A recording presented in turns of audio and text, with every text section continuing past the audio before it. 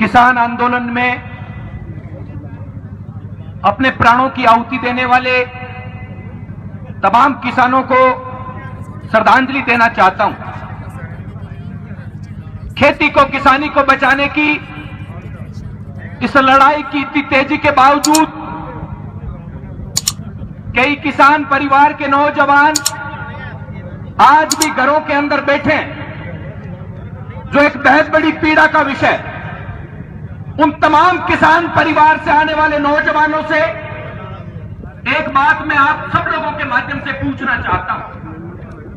40 से ज्यादा किसानों ने किसानी को बचाने की इस लड़ाई के अंदर अपने प्राणों की आहुति दे दी।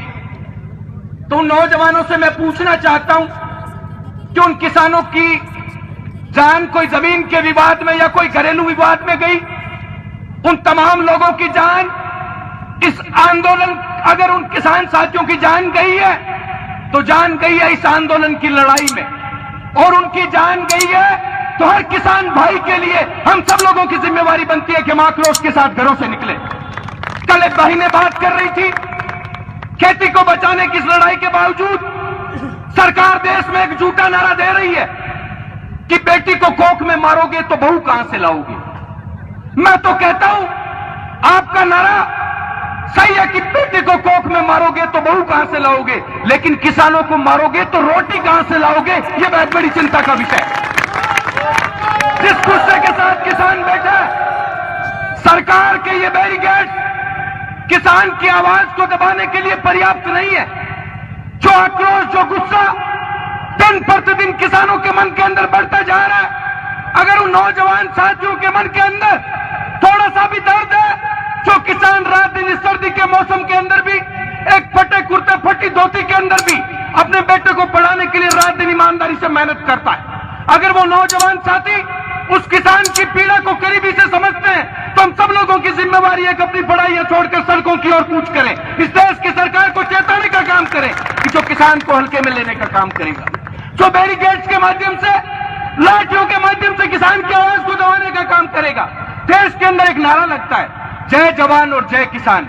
एक तरफ तो किसान है, दूसरी तरफ जवान कौन है? किसान परिवार के बेटे।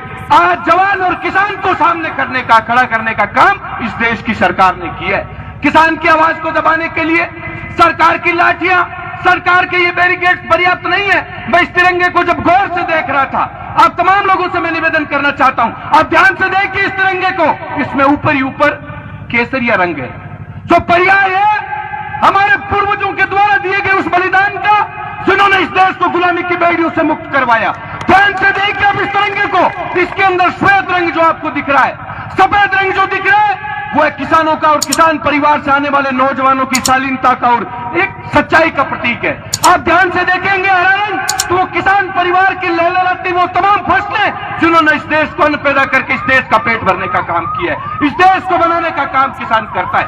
अंत में 4 पंक्तियों के माध्यम से अपनी बात समाप्त करना चाहता हूं। अगर सरकार सोचती है कि इस बैरिकेड्स के माध्यम से वो किसान की आवाज को दिल्ली तक जाने से रोक देंगे, तो जिस तरह आग के ढेरों को कोई खा नहीं सकता, पृथ्वी को ऊंचा कोई उठा नहीं सकता, पर्वत हिमालय को जैसे कोई हिला नहीं सकता, सागर को जैसे कोई सुखा नहीं सकता, उसी तरीके से बैरिकेड से किसान की आवाज को कोई दबा नहीं सकता, कोई मिटा नहीं सकता। अंत में 2 नारे लगाकर अपनी बात समाप्त करना चाहता हूं। मेरा सब लोगों से निवेदन है, ऐसे हुंकार भरे कि दिल्ली के सिंहासन पर बैठे लोगों तक किसान की इस आक्रोश को पहुंचा सके। किसान एकता, किसान एकता, सबले सोनिया, सबले सोनिया। धन्यवाद साथियों, जय जवान जय किसान। धन्यवाद।